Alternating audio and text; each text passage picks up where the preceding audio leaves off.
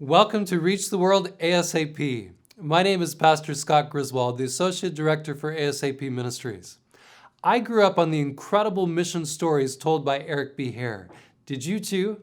Do the names Pip Pip, the Naughty Chick, or the Haunted Pagoda ring a bell in your memory too? Eric B. Hare, also called Dr. Rabbit, was such a powerful storyteller that you can still buy CDs of him telling the stories in his funny way at Adventist book centers. October 2015 marks the 100th anniversary of this pioneer missionary arriving with his young bride to share the gospel with the Karen tribe in Burma, also known as Myanmar. We had the privilege of visiting the Eric B. Hare Memorial Academy. I was eager to see what kind of an impact might still exist from this man's efforts 100 years later. I was able to meet the grandchildren of people who became Christians through these missionaries. The memories of dedication, care for the sick, and passion for the gospel was still alive. I want you to have a little taste of their special memories and stories. Well, these stories are close to the hearts of these people standing next to me. For instance, Buge in the yellow shirt, he grew up hearing these stories as well, and other stories about when Eric B. Hare was coming down the road in his horse, and there, right in front of him, was a tiger. But the tiger did not eat him or the horse. The tiger let him go by because of the angels of the living God had a mission for that man. His father was a first-year student underneath Eric B. Hare. He was only able to be there for that short time because of the war that came in. As World War II came in, Eric B. Hare and others had to flee down to Yangon, 2 days to take the trip we just took in 5 hours yesterday to try to get out before the armies came through. But it was enough time that he was there at that school to be able to learn about Jesus Christ. You see, he came from an animist background in which they believed in the spirits, were afraid, and offered various offerings, as you hear about in the stories. But as he went out, he was forced to join the war, to join and become a soldier. His parents cried as he fled into that awful experience that they did not want him to be a part of. But when the war was over, he came back, found a wife to marry. She also was animist, but quickly followed his decision to follow Jesus Christ. To that union was born this man. As Buge grew up, he learned everything from the Word of God about the living God and how he could bless and help him. But he also had the privilege of attending that very school, founded in 1916 by Eric B. Hare, as they worked there in the jungle to help these young people come out of a superstitious background filled with fear of the spirits. He was able to learn and to prepare for a good future. But life was not easy then either. In fact, there was a civil war breaking out, and he felt it every day. At day, they would try to learn, they would try to understand the different things they were gaining, but in the nighttime, they would shake with fear as they heard the sound of gunfire right over their heads. Throughout that time, he managed to get through a 7th grade education before it was broken up and they had to flee and go on. But he was able to go forward and proceed on. In fact, there were 8 brothers and sisters. All of them studied quite a ways up, but 4 of them were able to graduate, and 2 of them at least went on to college. He was able to get his master's degree and now works as the registrar at this new school.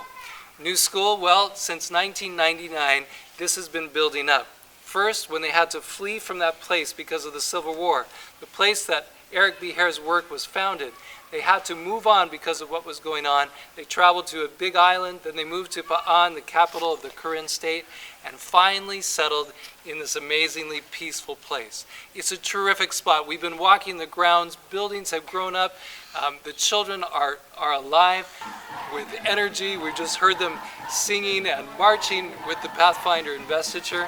150 girls in the dorm, 140 boys in the guys' dorm, more young people in the elementary school. We watch them eating together, joyfully sharing what they are so blessed with.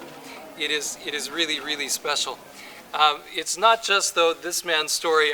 If we had time, we could hear so many stories, but you see, almost every one of these people here, their grandfather was a student under Eric B. Hare. I have the boys' dorm standing next to me. Over here is the dean of students. Next to him is a family and teachers here. Again, their grandfathers were ones who studied and were blessed by one man, and of course others as well, but a vision to see Christian education make a huge difference for their lives. I especially think of this precious lady here, Malapa. She has a story in her hand. This book is well worn. It is the story of her grandfather, the story you know as Jungle Flower, written by Kalipa, her grandfather. Just to think of the difference that a life can make as this grows, as they care, as they share, and reach out to touch others. Now, it's not easy. Not all the young people that come are as eager to learn as their grandfathers were years ago. Many of the students are tempted to go across the border into Thailand where they can get a better job. Not an easy job, maybe cleaning or factory or whatever else where they're working all day long, but a job that provides them about 3,000 baht or $100 a month, whereas a teacher here gets maybe $60 or $70 a month. But that money brought back goes a long ways. So they're tempted to drop out of education, to go on their way just to get a job. They work hard every day to inspire the young people to hang in there, to keep studying, to keep learning, so that through that education they can benefit their own life, their family, and as we see, third and fourth generations that will be blessed by that kind of dedication to God and passing it on to others.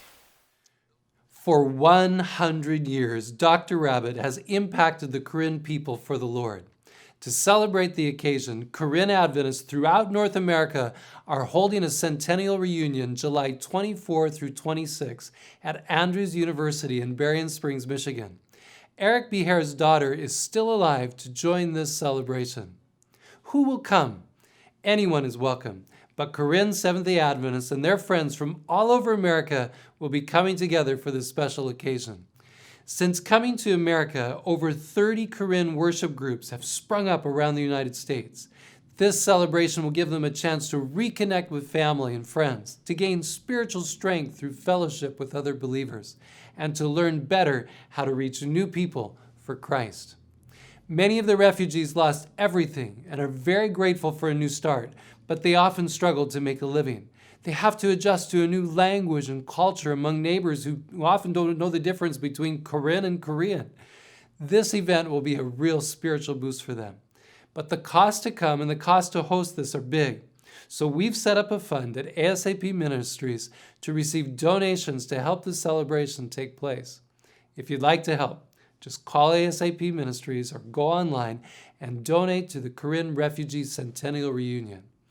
I love to tell stories like Dr. Rabbit.